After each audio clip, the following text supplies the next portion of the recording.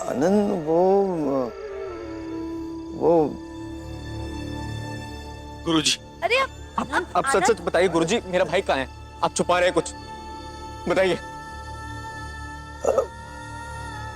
आनंद, जब तुम रास्ते में खुद को कोड़े मार रहे थे ना, तब थोड़ी देर के बाद तुम बेहोश होकर नीचे गिर गए। फिर मैंने और भीम ने तुम्हें अस्पताल में भर्ती कराया। बहुत सोचने के कारण इनके दिमाग में खून जम गया। पूरे इलाज में 6 रुपए लगेंगे। आप कम से कम 3 रुपए ले आइए, मैं इलाज शुरू कर देता हूँ। मेरे पास भी कुछ पैसे। पैसे कितने हुए रमा? दिखा।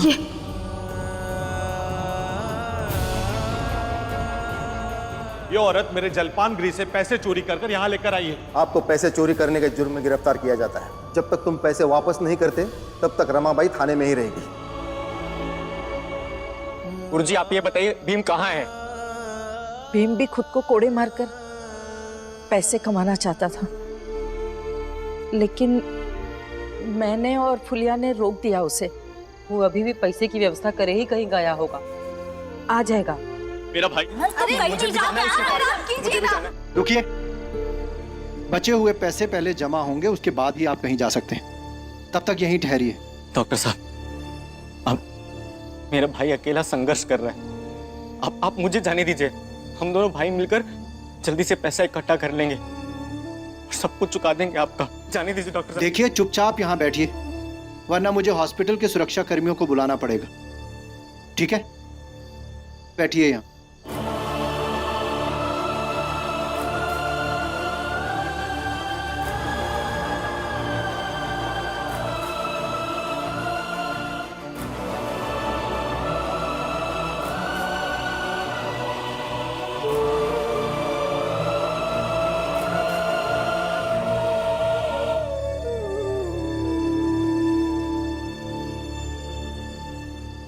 दीपक, एक तरफ बड़ा भाई अस्पताल में है जिसके लिए पैसे जमा करने हैं, दूसरी तरफ पत्नी जेल में है, वहां भी पैसे जमा करने हैं। लेकिन अभी इस वक्त मेरे पास एक पैसा नहीं है। आज बाबा होते ना, कुछ ना कुछ उपाय जरूर निकाल लेते। भीम भैया, धैर्य रखिए। धैर्य भी नहीं रखा जाता है। तब से शांत हूं, अभी भी यही चाहता हूं कि मैं शांत रहूं, शांत रहूं, मगर नहीं रहा जा रहा है। आज दिन भर मेहनत करके पैसों की व्यवस्था नहीं कर पाया। सोच नहीं पा रहा हूं कि कल क्या करूंगा मैं। हम फिर से एक मौका देते हैं तुझे।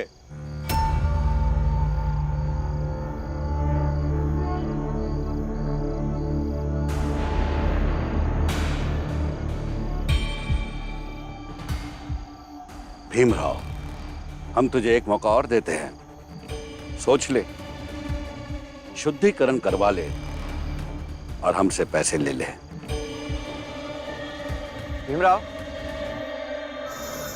करवा लो शुद्धिकरण, पैसे भी मिल जाएंगे और मुझे भी बार बार तुम्हें तुम्हारी औकात नहीं बतानी पड़ेगी। शुद्धिकरण के पश्चात तुम ऊंची नहीं नहीं नहीं नहीं नहीं थोड़ी ऊंची जाति के बन जाओगे। और हाँ, शुद्धिकरण के बाद तुम मुझे मेरे पैसे वापस लौटा देना। उसके बाद तुम्हारी पत्नी रमाबाई भी जेल से छूट जाएगी। सोच ले भीमराव, एक शुद्धिकरण, 3 फायदे जो हम तीनों बता रहे हैं। कल सुबह से तेरी जिंदगी बदल जाएगी।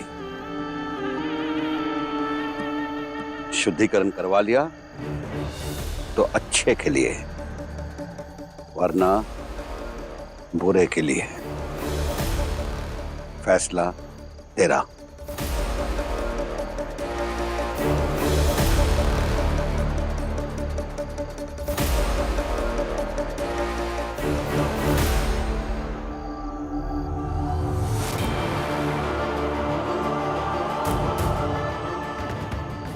हम तुझे एक मौका और देते हैं, सोच ले, शुद्धिकरण करवा ले और हमसे पैसे ले ले।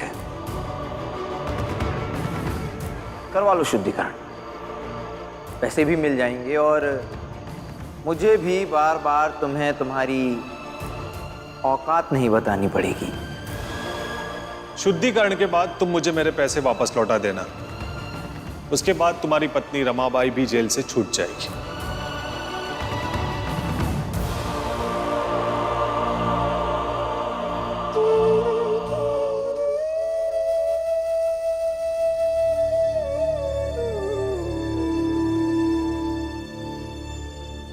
रमा। भीम, अरे आओ आओ भीमराव, मैं तुम्हारा ही इंतजार कर रहा था। अब पैसे लाए हो तो जमा कर दो और ले जाओ अपनी पत्नी को।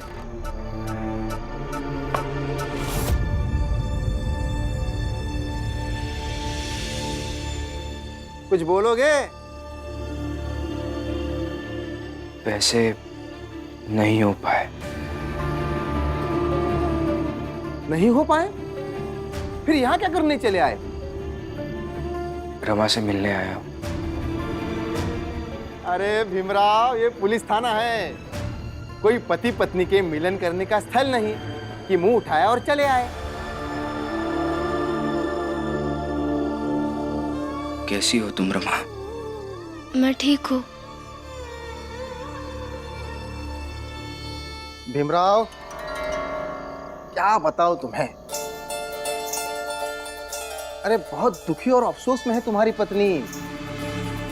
ऐसा पति मिला है जिसने अपनी झूठी अकड़ के चक्कर में अपनी पत्नी को ही जेल तक पहुंचाया।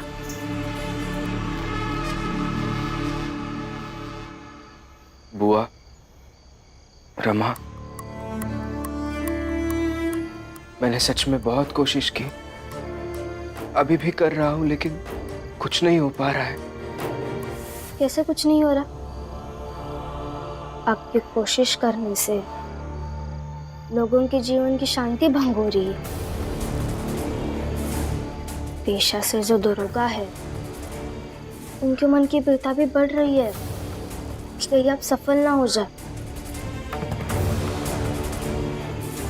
आप परेशान मत होइए, हो रहा है, बहुत कुछ हो रहा है।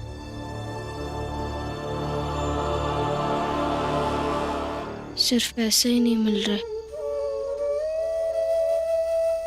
बल्कि आपका अहित सोचने वालों को जवाब भी मिल रहा है। ए भीमराव, निकल यहाँ से और देखता जा, इस थाने में तेरे माफीनामा इतने जमा करके रखूंगा कि तू कभी न्याय की बात करेगा तो तुझे तेरे लिखे गए माफीनामा का ढेर दिखाऊंगा। मैं रमा से मिलने आया हूं, कोई गैर कानूनी काम नहीं किया है मैंने कि आप मुझे यहाँ से बाहर निकालेंगे। निकल यहाँ से, मुझे कानून मत सिखा। नहीं जाऊंगा मैं यहाँ से। भीम, तू जा बेटा, मैं हूँ रमा के पास। बुआ, आप भी इतनी देर से यहीं पे बैठी है, मुझे लगता है अभी आपको घर जाना चाहिए। मैं हूं ना रमा के पास। नहीं, मैं ठीक हूँ, बुआ भी ठीक है। लेकिन रमा, अब जाइए, आनंद भैया का ख्याल रखिए, अब घर जाइए। अच्छा बेटा, मैं यहीं पर हूँ, जब तक रमा हवालात में है तब तक मैं यहाँ से हिलूंगी भी नहीं। जा।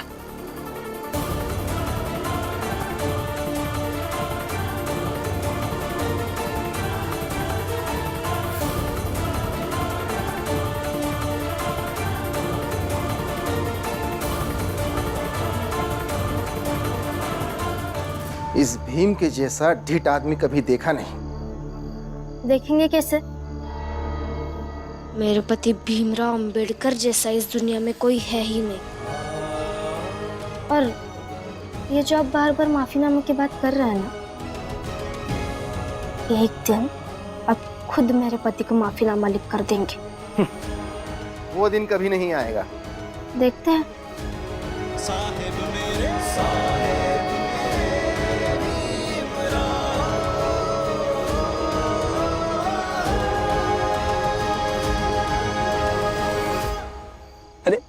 भीमराव, क्या हुआ? पैसों की कौनो व्यवस्था हुई कि नहीं? बोलो भीम, हवालात से रमा को छोड़ा कर नहीं लाए हैं? भीम, कुछ पैसों का इंतजाम हुआ बेटा? अरे नहीं हुआ होगा। अरे होता तो ये कूद कूद कर सबको बताता कि पैसों की व्यवस्था इसने कैसे की। अरे किससे उम्मीद कर रहे हो? भीमराव नाम है इसका। ये केवल गाल बजाना जानता है और ये इंतजार कर रहा होता है कि इसकी मुसीबत कोई दूसरा कोई निपटा दे, या फिर ऐसा कुछ ये करे कि सब के सब मुसीबत में फंस जाए। हैं? हितेश, तुम तो चुप ही रहो। कभी किसी की मदद की है तुमने? बस चले आते हो उपदेश देने के लिए। हाँ तो सही तो कह रहे हैं ना वो। और मुझे भी नहीं लगता कि इस बार भी पैसे की व्यवस्था कर भी पाएगा। फिर तो आनंद भी अस्पताल में ही रहेगा और रमा भी हवालात में ही रहेगी। भीमराव, डॉक्टर साहब कह रहे हैं कि बिना पूरा पैसे जमा किए वो ना अस्पताल से नहीं आने देंगे। मान जाइए प्रचंड देव की बातें, कर लीजिए शुद्धिकरण। अब सोच विचार करके कोई फायदा नहीं है भीम, हमारे पास दूसरा कोई विकल्प नहीं है।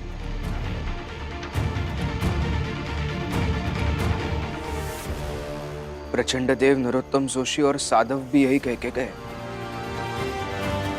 लेकिन मैं शुद्धिकरण नहीं करूंगा क्योंकि मैं अशुद्ध नहीं हूँ। बाकी चाहे जो हो जाए। चाहे आपके भाई अस्पताल में ही क्यों ना पड़े रहे, और चाहे तुम्हारी पत्नी रमा जेल में कैद रहे। मैं भी बहुत परेशान हूँ, मुझे इसका कोई हल निकालने दीजिए। भीमराव, तुम्हारे बाबा और भाऊ के गैर मौजूदगी में ये घर की जिम्मेदारी तुम्हारी को निभानी है और तुम्हारी पीठ दिखा के भागत हो।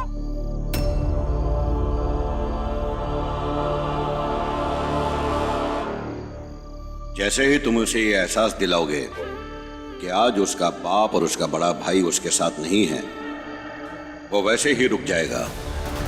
उसे तुरंत ही अपनी घरेलू जिम्मेदारियों का एहसास होगा। हम तो उस पर दबाव डाल ही रहे हैं। सबके सामने आदर्श छवि बनाकर घूमता है ना।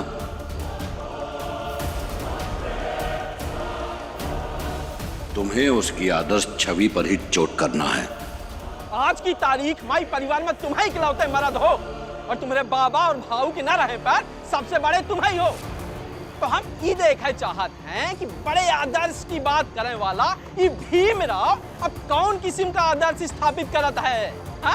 कैसे अपने परिवार की मुसीबत का खत्म करता है, कैसे अपने भाई का अस्पताल से घर लेके आवत है और कैसे अपनी पत्नी का हवालात से बाहर निकलवावत है। भीमराव, तुम अपनी जिम्मेदारियों से हमेशा मुंह मोड़ लेते हो। अरे बोलो, कुछ तो बोलो। अरे ये तो सोच रहा होगा कि ऐसा कुछ भाषण देते ताकि इसका ऐप छुप जाए, हम लोग चुप हो जाए और ये अपनी जिम्मेदारी से निकल जाए। बहुत तेज है ये। सही करो हितेश बाबू, ये है ही भगोड़ा। सोच लीजिए भीमराव, एक आपके बाबा है जो इस घर के लिए इस घर से दूर सर्कस में जाने को तैयार हो गए, और आपके भाई वो खुद को कोड़े मारते सरेआम 2 पैसे कमाने के लिए, और आप इस घर के लिए शुद्धिकरण नहीं करवा सकते। और शुद्धिकरण अगर एक ढोंगी है तो क्यों नहीं करवा लेते शुद्धिकरण? क्या फर्क पड़ जाएगा? तुम जैसे हो वैसे ही रहोगे, लेकिन हमारी समस्या तो खत्म हो जाएगी। शुद्धिकरण करवा लो। करवा लो शुद्धिकरण, करवा लो शुद्धिकरण, करवा लो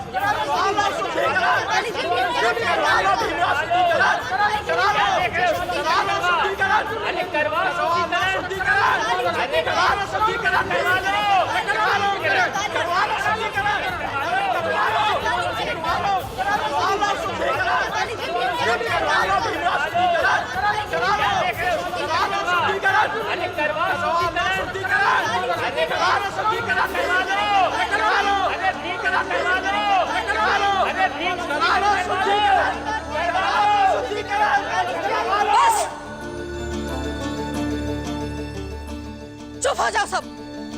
मदद करने के समय तो एक पैसा नहीं निकला किसी से, और चले आते हो जिम्मेदारी का पाठ बढ़ाने के लिए। जाओ यहाँ से, छोड़ दो उसे अकेला। जाओ।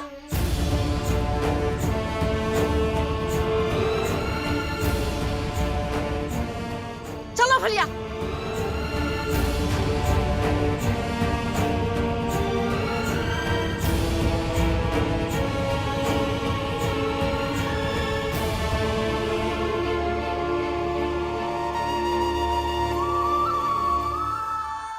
एक आपके बाबा है जो इस घर के लिए इस घर से दूर सर्कस में जाने को तैयार हो गए, और आपके भाई वो खुद को कोड़े मारते सरेआम 2 पैसे कमाने के लिए, और आप इस घर के लिए शुद्धिकरण नहीं करवा सकते। तुम्हारे बाबा और भाऊ के गैर मौजूदगी में ये घर की जिम्मेदारी तुम्हारी को निभानी है और तुम्हारी पीठ दिखा के भागत हो। ये है ही भगोड़ा। क्या करूं मैं, समझ नहीं आ रहा है क्या करूं। बाबा, बाबा आपको ऐसे छोड़कर नहीं जाना चाहिए था। आपके बिना कमजोर लगता हूं मैं बहुत। वैसे तो आप कहते रहते थे ना भीम, मैं चाहे तुम्हारे पास रहूं या तुमसे दूर रहूंगा, तुम्हारे साथ ही। आज आपकी बहुत ज्यादा जरूरत है बाबा, लेकिन आप नहीं है तो मैं ऐसा ही समझूंगा ना कि आपने वो सब झूठ कहा था।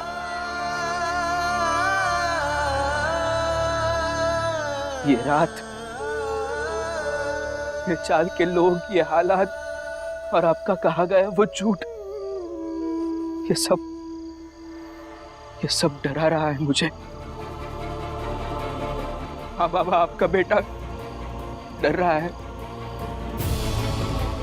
समझ नहीं पा रहा है कि कल सुबह क्या होगा। मैं डर रहा हूं बाबा।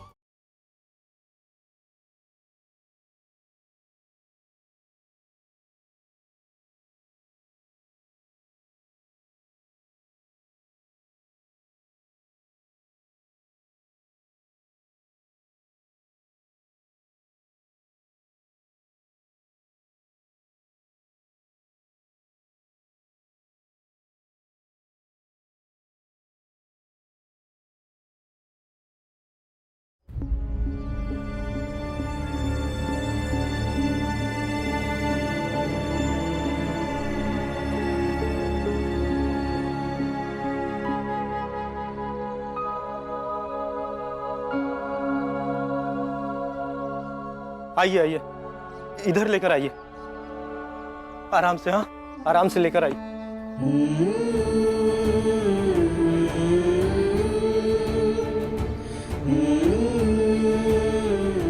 पुरंजन काका, बाबा, काका क्या क्या हुआ है बाबा? कुछ नहीं हुआ है, चारपाई लेकर आओ पहले, जल्दी जल्दी लेकर आओ बेटा, जल्दी लेकर आओ।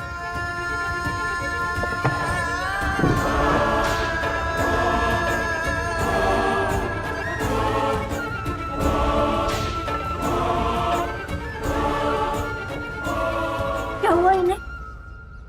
बाबा, बाबा,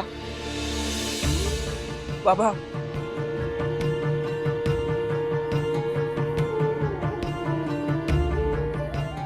आप लोगों का बहुत बहुत धन्यवाद कि आपने हमारी मदद की। आपका ये एहसान हम पूरी जिंदगी नहीं भूलेंगे। अब हम चलते हैं, बस जाने से पहले हमें भीमराव जी से मिलवा दीजिए। हाँ, हमारी भी यही इच्छा है कि हम भीम से मिल करके जाएं। यही है भीम। अरे ये क्या कर रहे हैं आप? उठ जाइए, उठिए, ये मत कीजिए। सर्कस में आपके पिताजी ने हमें आपके बारे में बहुत बातें बताई, तो आपकी बातें सुन सुनकर हमारे मन में आपके प्रति श्रद्धा भाव पैदा हो गया है।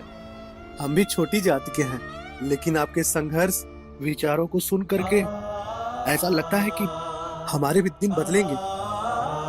बस आप अपने संघर्ष को बनाए रखिए और राम जी को सर्कस में जाने मत दीजिएगा। जी। अच्छा, हम चलते हैं।